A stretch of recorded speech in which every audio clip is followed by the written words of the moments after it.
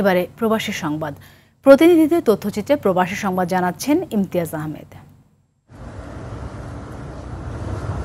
অসহ্য গরমে বিপর্যস্ত গ্রিসের জনজীবন। সর্বোচ্চ তাপমাত্রা রেকর্ড করা হয়েছে 43 ডিগ্রি সেলসিয়াস। বিশেষ প্রয়োজন ছাড়া ঘর থেকে বের না হওয়ার নির্দেশ দিয়েছে দেশটির আবহাওয়া বিভাগ। দেশের কয়েকটি অঞ্চলকে লাল জোন হিসেবে ঘোষণা করেছে সরকার। ভ্রমণের ক্ষেত্রে পর্যটকদের জন্য উঁচু প্রাচীন নিদর্শনগুলো দুপুর 12টা থেকে 6টা পর্যন্ত বন্ধ রাখা হয়েছে। প্রচণ্ড রোদ থেকে রক্ষা পেতে ছাতা, টুপি, পানির বোতল এবং পাখা সহ বিভিন্নভাবে চেষ্টা করছেন পর্যটকরা। দুপুর 12টা থেকে বিকেল 5টা পর্যন্ত ডেলিভারি ও পরিবহন বন্ধ রাখার নির্দেশ দেওয়া হয়েছে।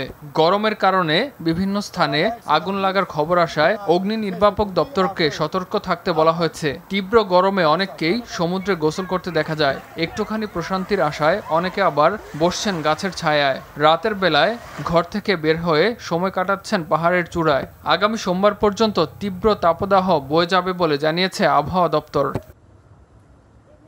সৌদি আরবের জেদ্দায় প্রবাসী বাংলাদেশি গার্মেন্টস ব্যবসায়ীদের উদ্যোগে অনুষ্ঠিত হয়েছে প্রীতি football tournament. Bangladesh stock garments ব্যবসায়ীদের সমন্বয়ে প্রতি বছরের মতো এবারও বাৎসরিক এই ফুটবল টুর্নামেন্ট আয়োজন করা হয়। আয়োজকরা জানান, প্রবাসের মাটিতে সারাদিনের হাড়ভাঙা পরিশ্রমের পর একটুখানি আনন্দ ও প্রবাসী বাংলাদেশিদের বিভিন্ন অপরাধ থেকে দূরে রাখার জন্যই এমন আয়োজন। মাইলস্টোন স্কুল অ্যান্ড কলেজে বিমান দুর্ঘটনায় হতাহত ও বিএনপি চেয়ারপারসন বেগম খালেদা জিয়ার রোগমুক্তি কামনায় দোয়ার আয়োজন করেছে সৌদি আরব পশ্চিমাঞ্চল স্বেচ্ছাসেবক দলের অন্তর্ভুক্ত আল মারুয়া স্বেচ্ছাসেবক দলের অঞ্চল কমিটি। আব্দুর রহিমের সভাপতিত্বে আমজাদ হোসেনের সঞ্চালনায় প্রধান অতিথি ছিলেন আলমগীর হোসেন। প্রধান বক্তা ছিলেন হানিস সরকার উজ্জ্বল। বিশেষ অতিথি ছিলেন জাহাঙ্গীর সরকার, রাসেল ভূঁইয়া, আক্তার হোসেন সহ অনেকে।